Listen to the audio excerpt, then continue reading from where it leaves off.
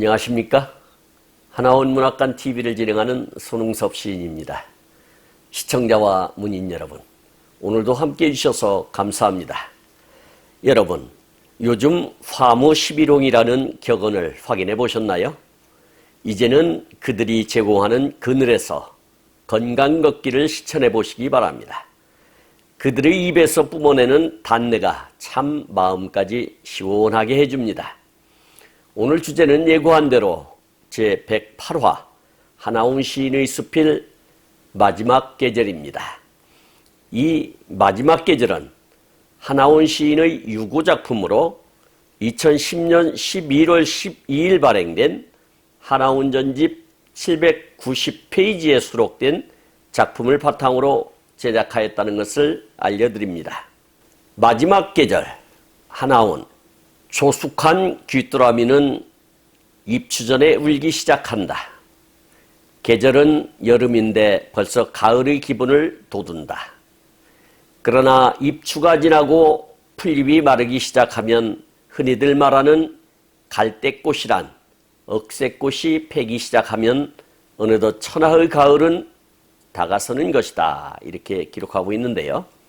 여기서 조숙이라고 하는 것은 정상 또는 평균보다 빠른 시기에 발정기, 사춘기를 맞이하는 것, 이런 것을 조숙이라고 합니다. 그리고 입추라고 하는 것은 대소와 처소 사이에 있는 24절기의 하나 중에 양력 8월 7일 무렵이다. 가을이 들어선다는 뜻의 절기로 태양의 환경이 135도이며 무더위의 끝이 느껴지고 서늘한 바람이 분다. 이렇게 정의할 수 있겠습니다.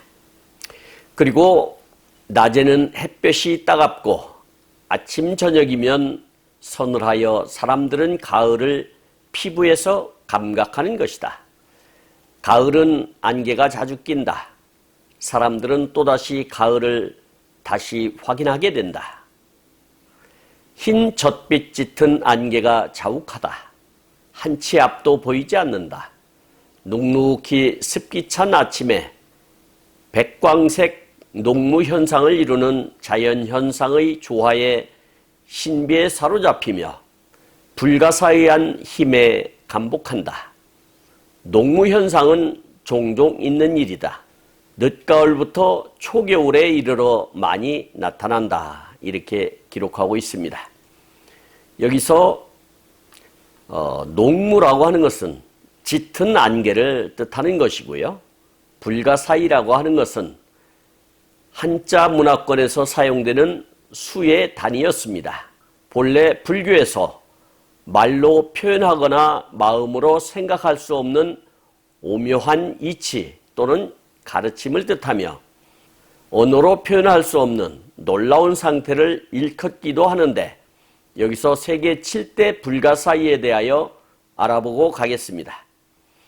고대의 7대 불가사의는 기자의 피라미드, 바빌론의 공중정원, 올림피아의 제우스상, 에페소스의 아르테미스 신전, 할리카르나소스의 마우솔레움, 로도스의 거상, 파로스 섬의 등대를 꼽고 있습니다.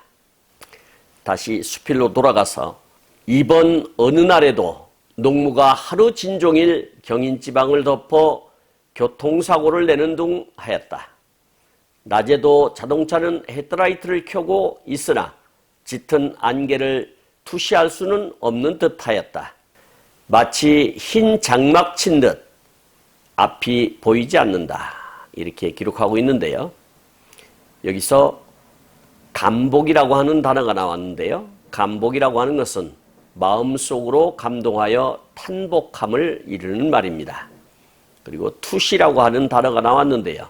투시는 심령현상의 하나로 감각기관으로는 알 수 없는 사물을 초자연적인 능력에 의하여 감지함을 뜻하는데 건축에서는 투시도라는 도면을 통해 미래에 지어질 건축물의 형태를 짐작하는 데 도움을 받고 있습니다. 다시 본문으로 돌아가겠습니다. 직접 안개에 닿은 나무며 잎잎들은 촉촉히 젖어 있고 뚝뚝 낙수 같은 물방울이 떨어지며 여인들이 입은 털 스웨터 끝 언저리에는 좁쌀 날개만한 이슬방울이 맺혀 있는 것이다. 이렇게 한낮인데도 앞이 보이지 않고 흰 젖빛 안개에 덮여 있어 마치 북극지방의 백야를 방불케 할 것이 아닌가. 나는 긴 안개보다는 아침에 한두 시간 끼는 안개에 더 없는 감흥을 느낀다. 삼라만상이 보일락말락하면서 눅눅히 젖은 전원의 모든 색깔이 물먹어 마치 인상파 화가들의 사물이 갖는 원색에 백색을 많이 섞은 환상의 화폭을 연상케 한다. 이렇게 기록하고 있는데요. 여기서 백야라고 하는 것은 위도 58.6도 이상인 지역에서 여름 동안 밤하늘이 밝아지는 현상을 말합니다. 하얀 밤이라는 표현은 러시아에서 쓰는 것으로 스웨덴 등 다른 지방에서는 이를 한밤의 태양으로 부른다고 합니다. 대표적으로 백야가 일어나는 장소는 노르웨이의 노르카프라는 도시이며 이곳은 여름철일 때마다 항상 태양이 지평선 아래로 내려가지 않는다 합니다. 그래서 노르카프 지역에는 사람들이 여름철마다 백야로 인해 많은 관광에 몰린다고 하네요. 하지만 노르웨이의 노르카프보다 더 높은 지역이자 최단 북쪽에 위치한 스발바르 제도 지역에서는 태양이 자정이 되어도 하늘에 멀쩡하게 떠 있어 대낮같이 환하다고 합니다. 하지만 하지의 경우에는 북위 69도 정도의 노르웨이의 트롬세 지역에서도 태양이 지평선 아래로 지지 않는 장면을 관측할 수 있다고 합니다. 삼라만상이라고 하는 것은 우주 사이에 버려있는 온갖 사물과 모든 현상을 이루는 말입니다. 그리고 원색이라고 하는 것은 하나의 색을 더 이상 분색, 즉 분해시킬 수 없는 기본색, 색은 빛이기도 하고 물질이기도 하며 그 양쪽의 결합이기도 합니다. 색의 제1차 색, 즉 원색은 빛의 제1차 색이나 색료의 제1차 색과는 다르다는 점에 주의해야 하겠습니다. 빛의 제1차 색은 빨강, 보라, 녹색의 세 가지라고 할 수 있겠습니다. 다른 광색은 모두 이것들의 혼합에 의해 생겨난다고 볼 수 있겠죠. 그리고 환상이라고 하는 것은 현실성이나 가능성이 없는 헛된 생각이나 공상을 이루는 말이라 이렇게 이해하시면 좋을 것 같습니다. 전원은 인상파 화가 루오의 이미지에 쌓여 있다가 햇살이 비치는 것인지 안개가 거친 것인지는 알 수 없으나 여하간 햇살이 눈부시게 비친다. 햇살에 비친 전원의 만상은 선명한 빛깔을 내며 단풍진 나뭇잎은 더욱 아름답다. 따스한 햇볕이 김이 무럭무럭 오른다. 더욱이 새푸른 보리밭에서 오르는 김의 흰 빛은 마치 봄날 대지에서 오르는 김과 흡사하다. 이 대지에서 오르는 김을 바라보노라면 따스한 볕에 봄을 착각게 한다. 이렇게 노래하고 있습니다. 여기서 루오라고 하는 화가에 대해서 좀 알아보고 가도록 하겠습니다. 조르주 루오는 파리 꾀면에 반대하는 세력이 파리를 폭격할 때 파리의 어느 지하실에서 태어났다고 합니다. 조르주 루오의 아버지는 가구 제조공이었고 할아버지는 미술에 관심이 많아서 오노레 도미에의 석판화 작품을 여러 개 갖고 있었다고 합니다. 나중에 루오는 자신이 도미에한테서 최초의 교육을 받았다고 말했습니다. 1885년 루오는 파리 장식미술학교 야간부에 들어갔다고 합니다. 1885년부터 90년에 루오는 유리 제조공장의 작업장에서 견습을 했다고 하네요. 루오가 나중에 화가로서 갖게 된 화풍은 샤르트르 대성당의 스테인드 글라스를 비롯한 중세 스테인드 글라스 유리창을 복원한 경험에서 영향을 받은 것이 분명하다고 합니다.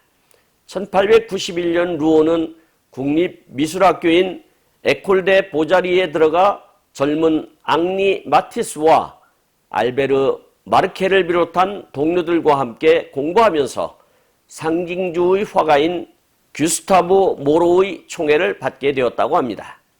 1898년 모로가 죽자 그의 그림을 소장하기 위해 작은 미술관이 파리에 창설되었는데 조르주 루오는 이 미술관의 관장이 되었다고 합니다. 그리고 만상이라고 하는 단어는 형상이 있는 온갖 물건을 뜻한다, 이렇게 이해하시면 되겠습니다. 다시 본문으로 돌아가겠습니다. 안개 낀 가을날은 의례껏 따스하다는 것이다. 옛말에 어김없이 따스하다.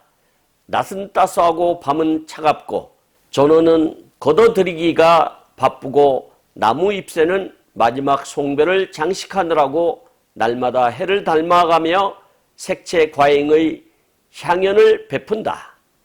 한 해의 추억을 붙드는 듯하다. 이런 따스한 날이면 보리밭에 가을 종달새가 우짖는다. 보리밭만 쳐다보면 봄 속에 있는 것 같다. 이렇게 노래하고 있는데요. 여기서 향연이라고 하는 것은 매우 성대하게 벌어지는 잔치를 이른다 하겠습니다.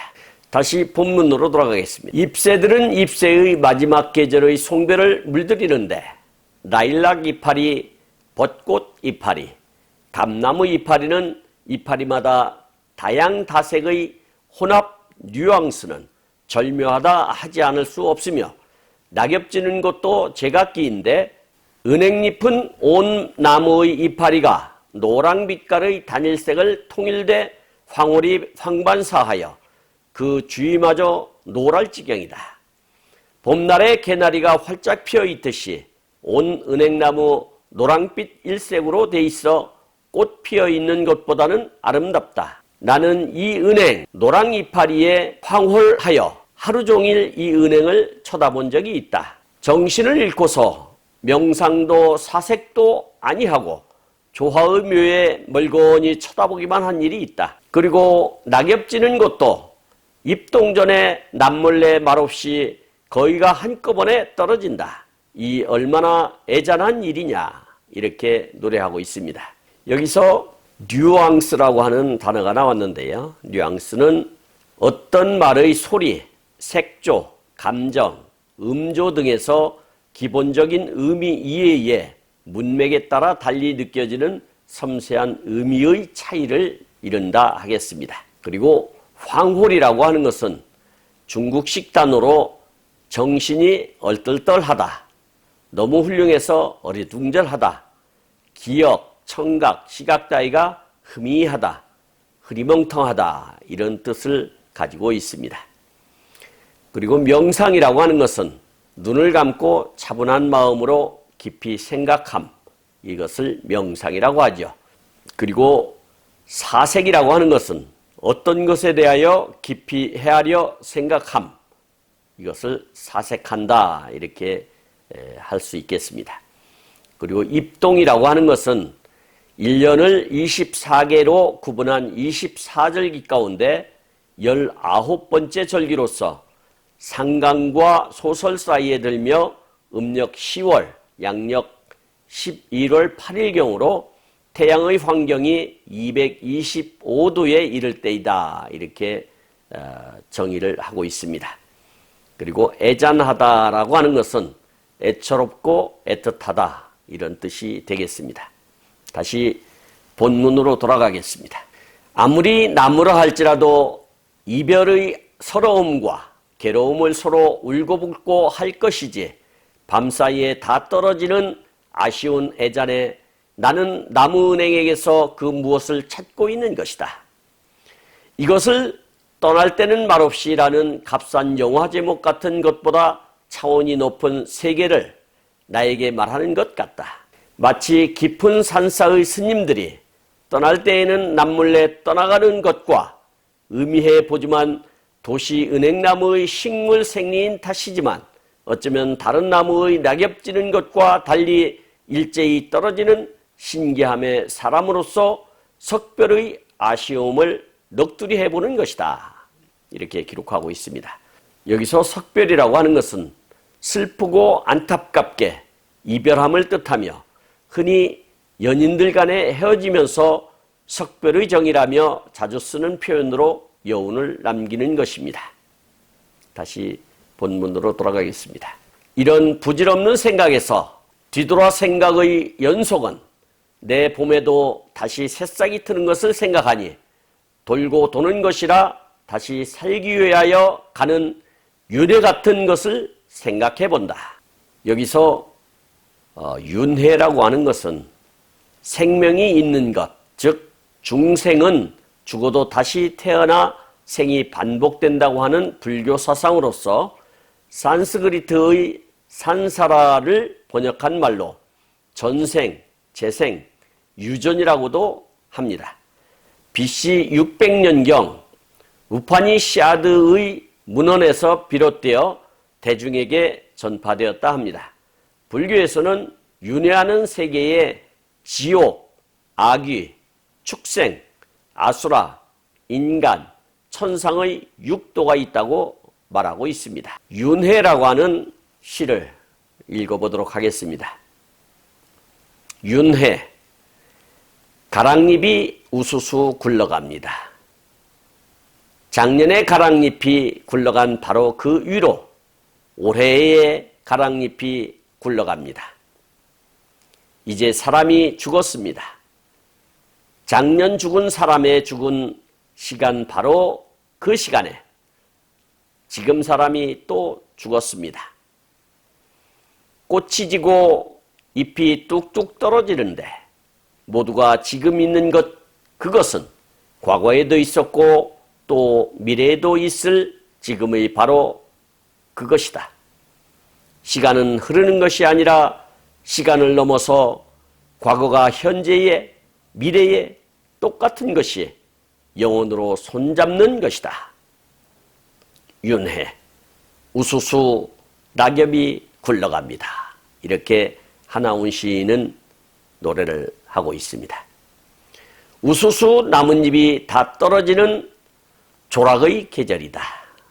산천은 숙연하고 대지는 침묵하는데 이 대지는 고요한 침묵을 계속하는데 떨어진 가랑잎이 우수수 굴러가는데 나를 부르는 것 같다. 지난 일요일을 전후 하늘은 잔뜩 찌푸린 날씨에 비마저 거푸 내린다. 비가 내리니 나뭇잎은 거의 다 떨어지고 만다. 눈이 쌓여야 할 잎동이 비에 젖은 잎동이 되었다. 그렇게도 포근한 날씨가 잎동이 되면 날씨가 추운 까닭을 알 수 없다. 그리고 모두 앙상이 보인다. 이렇게 노래하고 있습니다.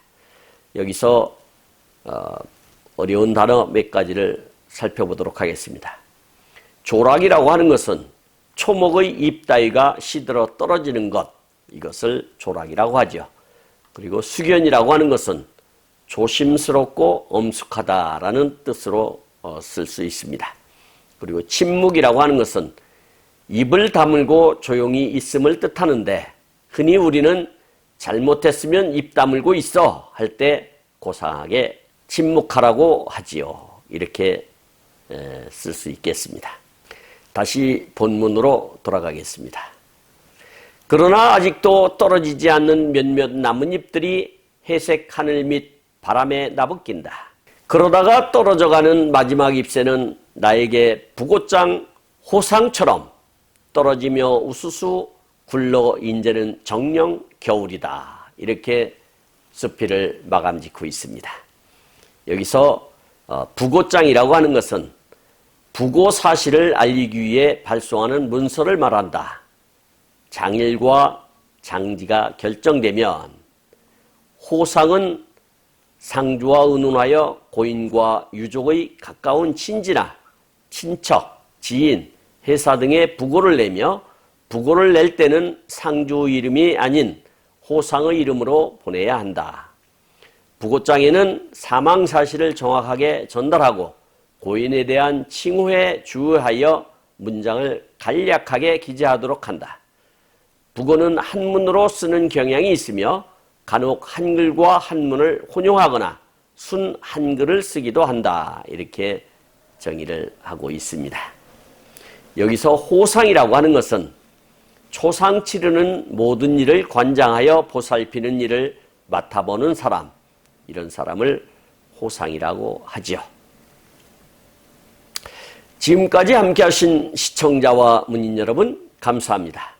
제가 하나원 문학관 TV를 방송하는 이유는 고난과 역경을 딛고 문학의 꽃을 피우신 하나원 시인을 널리 알리기 위해서입니다. 여러분의 주변이나 하나원 시인에 관심 있으신 분께서는 인터넷 포털 다음의 카페에서 하나원 문학관을 검색하여 가입하시면 고 하나원 시인에 대한 다양한 자료를 접할 수 있으며 많은 시인과 문학 활동을 함께 할 수 있습니다. 그리고 유튜브에서 하나원 문학관 TV를 검색하시면 하나원 시인의 진면목을 발견하실 수 있습니다. 다음 제109화는 친필유고인 점등빛이라는 수필을 소개하도록 하겠습니다. 그리고 광고 말씀드리겠습니다. 하나원 문학관에서는 화면의 사진과 같이 문인의 등용문인 파랑새라는 문학지를 발간하고 있습니다.